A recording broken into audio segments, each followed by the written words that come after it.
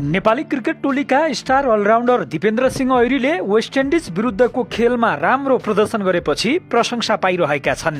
West Indies विरुद्ध उनले गरेको प्रदर्शनको चर्चित भारतीय कमेन्टेटर तथा पूर्व खेलाडी इरफान पठानले मुक्त कण्ठले प्रशंसा गरेका छन्।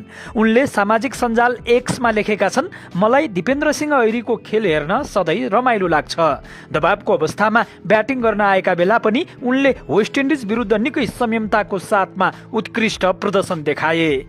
दिपेन्द्रले वेस्ट इन्डिज विरुद्धको खेलमा दबावको बेला सुझबुझपूर्ण ब्याटिङ गर्दै 47 बलमा 58 रन बनाएका थिए।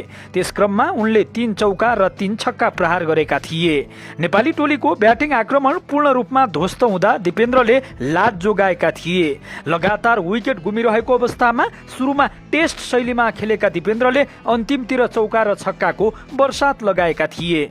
दिपेन्द्रले वेस्ट इन्डिज विरुद्ध अर्धशतक प्रहार गरेर टी20 विश्वकपमा अर्धशतक बनाउने दोस्रो नेपाली ब्याट्सम्यानको रेकर्ड पनि हासिल गरेका छन्। यसअघि सन् 2014 मा बङ्गलादेशमा भएको टी20 विश्वकपमा ओपनर ब्याट्सम्यान सुभाष खकुरेलले अफगानिस्तान विरुद्ध 56 रन बनाएका थिए। दिपेन्द्रले वेस्ट इन्डिज विरुद्ध 58 रन बनाएर खकुरेलको रेकर्ड तोड्दै टी20 विश्वकपमा एक खेलमा सबैभन्दा बढी रन बनाउने नेपाली ब्याट्सम्यानको रेकर्ड पनि आफ्नो नाममा पारेका छन्।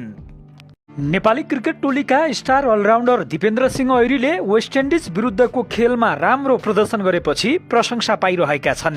वेस्ट इन्डिज विरुद्ध उनले गरेको प्रदर्शनको चर्चित भारतीय कमेन्टेटर तथा पूर्व खेलाडी इरफान पठानले मुक्त कण्ठले प्रशंसा गरेका छन्। उनले सामाजिक सञ्जाल एक्समा लेखेका छन्, मलाई दिपेन्द्र सिंह ऐरीको खेल हेर्न सधैँ रमाइलो लाग्छ। दबावको अवस्थामा ब्याटिङ गर्न आएका बेला पनि उनले वेस्ट इन्डिज विरुद्ध निकै संयमताको साथमा उत्कृष्ट प्रदर्शन देखाए।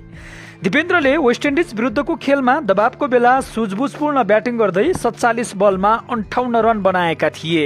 त्यस क्रममा उनले 3 चौका र 3 छक्का प्रहार गरेका थिए। नेपाली टोलीको ब्याटिङ आक्रमण पूर्ण रूपमा ध्वस्त हुँदा दिपेन्द्रले लाज जोगाएका थिए। लगातार विकेट गुमिरहेको अवस्थामा सुरुमा टेस्ट शैलीमा खेलेका दिपेन्द्रले अन्तिमतिर चौका र छक्काको बर्सात लगाएका थिए। दिपेन्द्रले वेस्ट इन्डिज विरुद्ध अर्धशतक प्रहार गरेर टी20 विश्वकपमा अर्धशतक बनाउने दोस्रो नेपाली ब्याट्सम्यानको रेकर्ड पनि हासिल गरेका छन्। यसअघि सन् 2014 मा बङ्गलादेशमा भएको टी20 विश्वकपमा ओपनर ब्याट्सम्यान सुभाष खकुरेलले अफगानिस्तान विरुद्ध 56 रन बनाएका थिए। दिपेन्द्रले वेस्ट इन्डिज विरुद्ध 58 रन बनाएर खकुरेलको रेकर्ड तोड्दै टी20 विश्वकपमा एक खेलमा सबैभन्दा बढी रन बनाउने नेपाली ब्याट्सम्यानको रेकर्ड पनि आफ्नो नाममा पारेका छन्।